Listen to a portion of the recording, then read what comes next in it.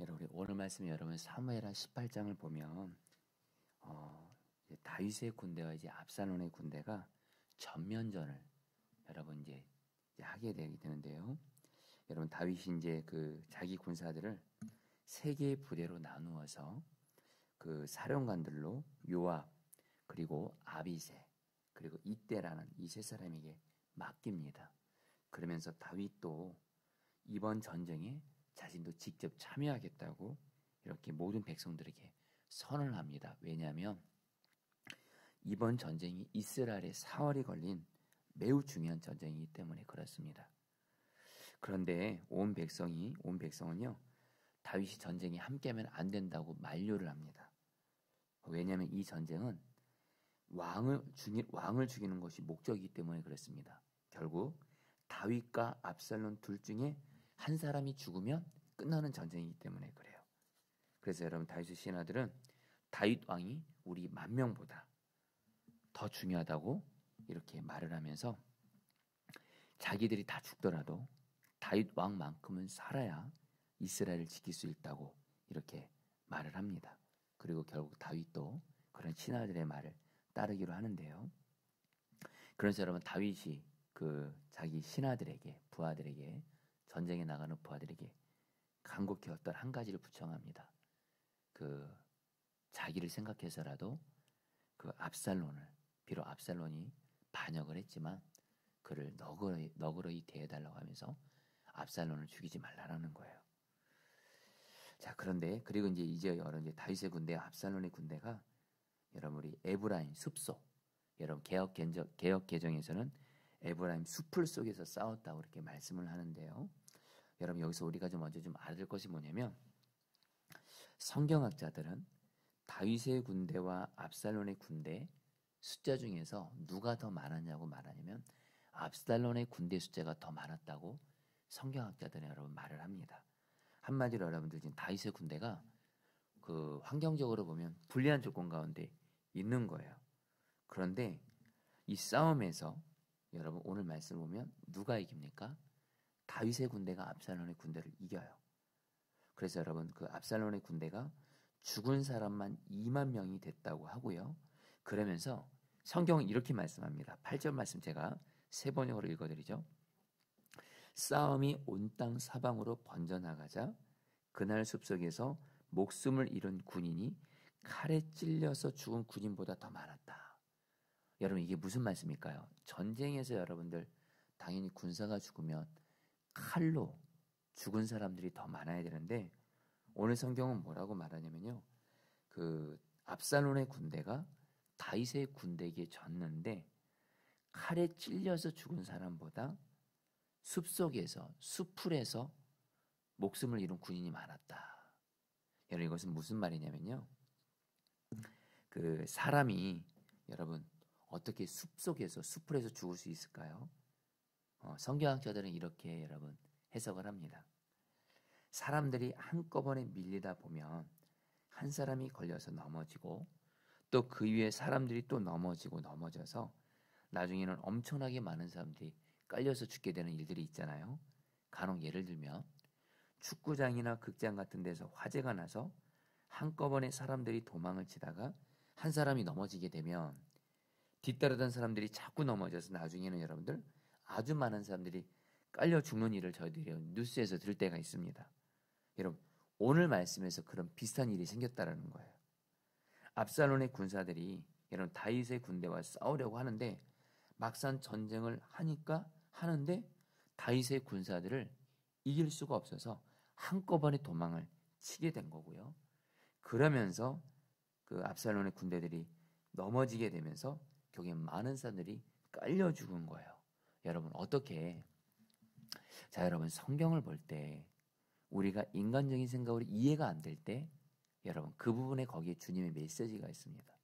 오늘 압살롬의 군대가 다윗의 군대보다 많습니다. 분명히 압살롬의 군대가 유리한데도 압살롬의 군대가 다윗의 군대에 지다가 그러면서 여러분 도망치다가 이렇게 한꺼번에 많은 사람들이 죽는 일이 어떻게 생길 수 있었나? 이것은 다윗의 군대가 잘해서가 아니고 여러분들 바로 하나님께서 다윗의 군대와 함께 하셔서 다윗의 군대에게 힘을 실어 주셨기 때문에 그래요. 그래서 여러분 우리는 8절에서 그날 숲속에서 목숨을 잃은 군인이 칼에 찔려서 죽은 군인보다 많았다. 이 말씀을 보면서 이 말씀 행간에 어떤 의미가 있는 거예요? 하나님이 다윗의 군대와 함께 하셔서 힘을 실어 주셔서 비록 다윗의 군대가 불리한 조건에 있었지만 하나님이 이기게 하셨다는 거예요. 자, 성도님들, 여기서 우리가 알 수 있는 것은요, 하나님께서는 하나님과 동행하는 사람, 여러분 다윗은 하나님과 동행하는 자이죠. 하나님과 동행하는 자가 어떤 불리한 상황 가운데 있을지라도 하나님과 동행하는 자와 함께 하셔서 힘을 실어 주셔서 여러분 이기게 하신다라는 거예요. 자, 우리 성도님들, 혹시 우리 성도님들 중에 지금 내 삶이 좀 어떤 문제 앞에서 불리한 조건 가운데 있습니까? 열악한 가운데 있습니까? 내 힘으로는 도저히 해결할 수도 없고 너무도 상황이 불리한 조건이에요. 근데 여러분 그때 저 여러분들이 하나님과 동행만 잘하면, 하나님과 동행만 잘할 수만 있다면 결국에는 하나님이 우리에게 힘을 실어 주셔서 어떤 불리한 상황에서도 여러분들 우리에게 승리를 주신다는 거예요. 그래서 여러분들 그 하나님과 동행 잘한다는 거, 특별히 여러분 오늘 말씀에서는 세 가지를 꼭 붙들고 싶습니다. 하나는 하나님과 동행하는 사람은 하나님만 믿고 의지하고 바라보는 거예요. 여러분 정말 하나님과 동행하는 사람은 하나님만 의지합니다. 하나님만 바라봅니다. 어떤 사람도 그 무엇도 바라보지 않습니다. 바로 그 증거가 뭐죠? 기도로 살아요. 기도로. 그다음에 여러분 하나님과 동행하는 사람은요, 죄를 철저하게 회개합니다. 죄를 안 짓는 것은 아닙니다. 다윗도 죄를 졌죠. 그래서 하나님께 징계받아서 이 오늘 같은 이런 자기 아들 압살롬이 자기를 반역하는 어려움도 겪지만 우리가 아는 대로 다윗은 정말 철저하게 하나님 앞에 회개합니다. 하나님과 동행하는 사람은 죄를 철저히 회개해요. 그래서 여러분들 뭐예요? 다 하나님과 동행하는 사람은 하나님의 말씀에 오직 순종하는 사람. 여러분 이처럼 정말 하나님만 믿고 의지하고 바라보고 하나님을 앞에서 죄를 철저히 회개하고 하나님의 말씀에 오직 순종만 하기를 하는 그 사람은요, 내 앞에 어떤 불리한 조건, 열악한 조건이 있을지라도 아무리 어렵고 힘들어하는 상황이 있을지라도 하나님이 그 사람에게 힘을 실어주셔서 이기게 하시는 거예요. 여러분에게 오늘 이 은혜가 있게 되기를 축복합니다. 그러면서 여러분들 우리가 오늘 말씀에서 오늘 그 사무엘의 18장을 보면 하나님이 다윗의 군대에게 계속 힘을 실어주시는 것을 보게 되는데요. 또 어떻게 하나님이 다윗의 군대에 힘을 실어주셔서 어떤 일을 행하시는데 그것은 바로 압살론을 상수리 나무에 매달리게 하시는 거예요. 여러분 제가 9절 말씀 제가 읽어드리겠습니다. 압살론이 어쩌다가 다윗의 부하들과 마주쳤다. 압살론은 노새를 타고 있었는데 그 노새가 큰 상수리 나무의 울창한 가지 밑으로 달려갈 때 그의 머리채가 상수리 나무에 휘 감기는 바람에 그는 공중에 매달리고 그가 타고 가던 노새는 빠져나갔다. 여러분 오늘 이 말씀을 보면요, 압살론이 어쩌다가 우연히 다윗의 부하들과 마주쳤다고 말해요. 여러분 이 압살론을 다윗의 부하들과 우연히 마주치게 한 거는 우연이 아니고요, 하나님이 이 상황을 허락하신 거예요. 그리고 여러분들 압살론이 어떻게 하죠? 노새를 타고 달려가다가 큰 상수리 나무 울창한 가지 밑으로 달려가다가 여러분 우리가 앞서 말씀드렸죠. 압살론은 여러분 머리털이 굉장히 많았습니다. 일반 사람들의 몇 배 이상으로 머리털이 많았고 길었는데 그만큼 머리채가 상수리 나무에 휘감기는 바람에 결국 여러분들 상수리 나무에 매달리게 된 겁니다. 그리고 이런 압살론을 다윗의 부하 중 한 사람이 보게 되고 이 사실에 대해서 요압에게 일러주죠. 그러니까 어떻게 해요? 요압이 이 압살론, 한마디로 상수리 나무에 매달리는 압살론을 죽이게 됩니다.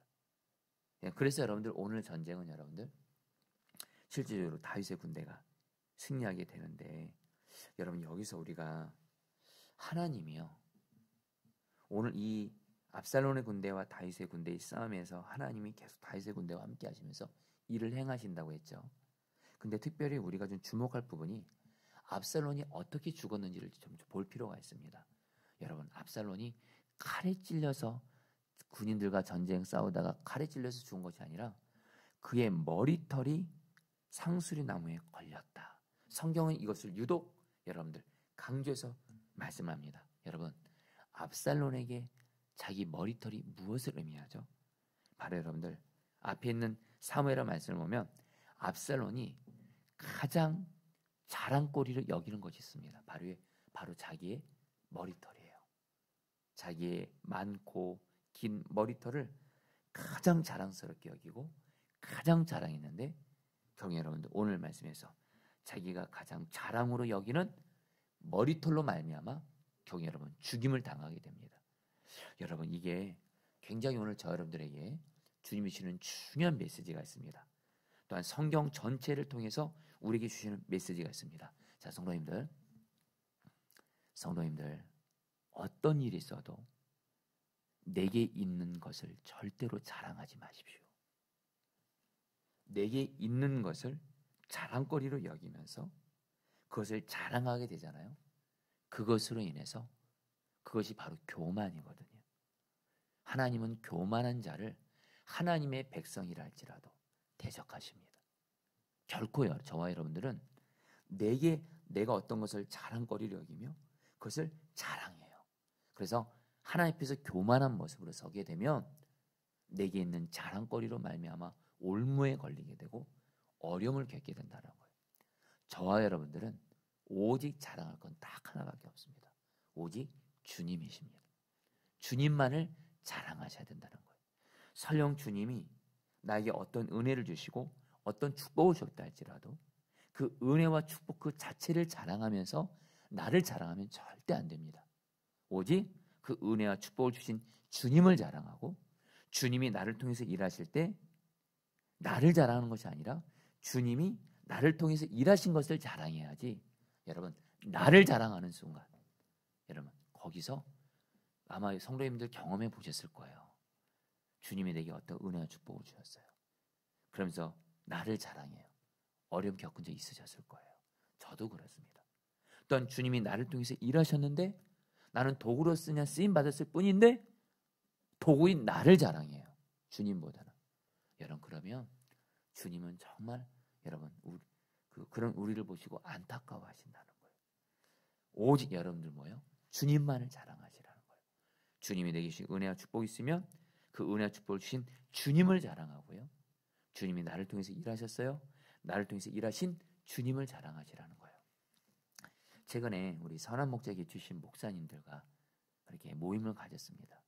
그리고 목사님들이 저희 포도나무 교회가 분립 개척된 지 이제 3년 정도 이제 돼가는데 그런 가운데 장애인 교회 주님 나라의 교회를 개척한 것에 대해서 여러 목사님들이 칭찬을 해주시더라고요.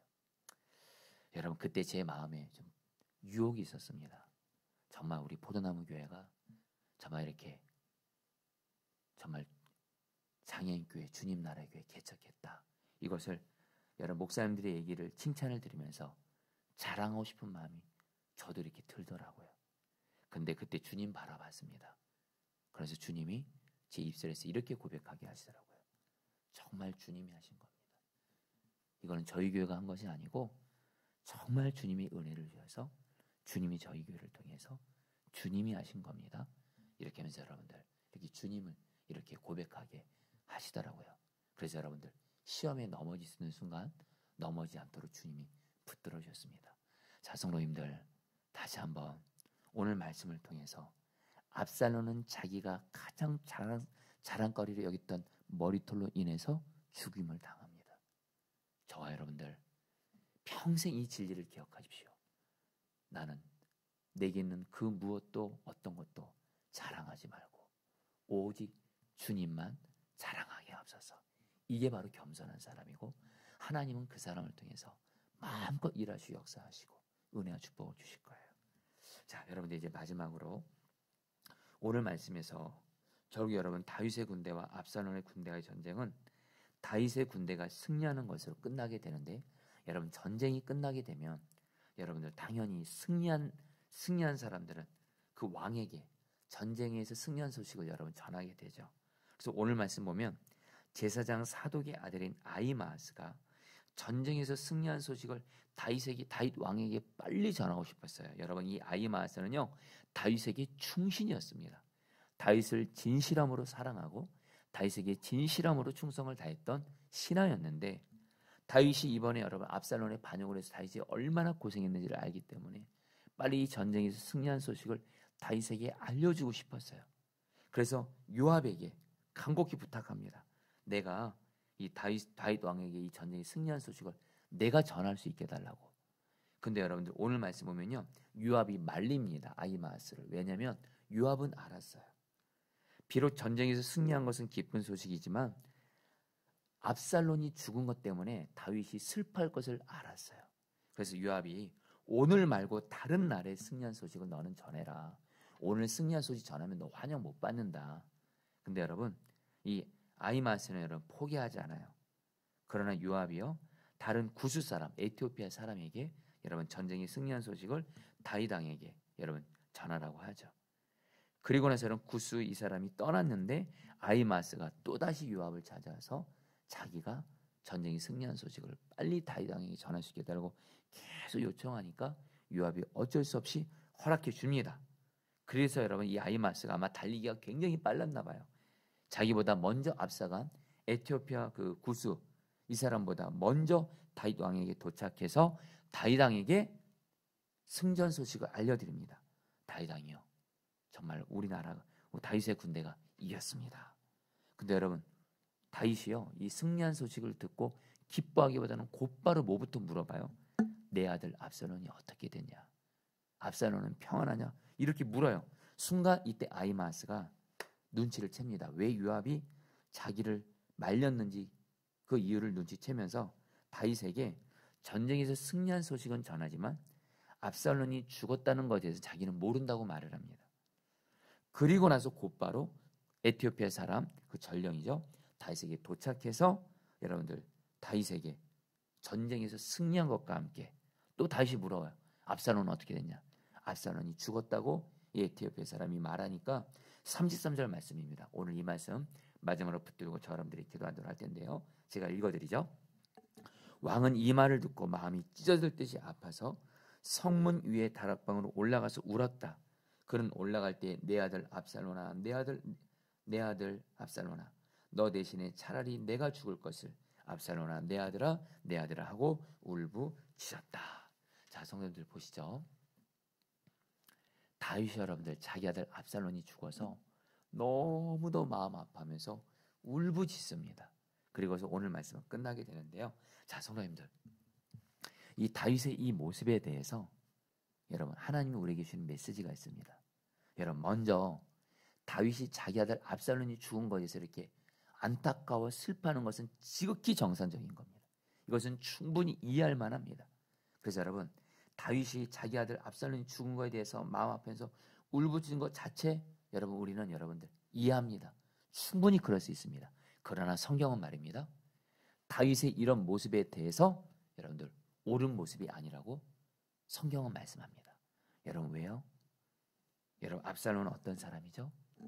자기 아버지, 여러분 율법에 보면 부모를 거역하는 사람은 여러분 돌에 맞아서 여러분들 죽을 자입니다.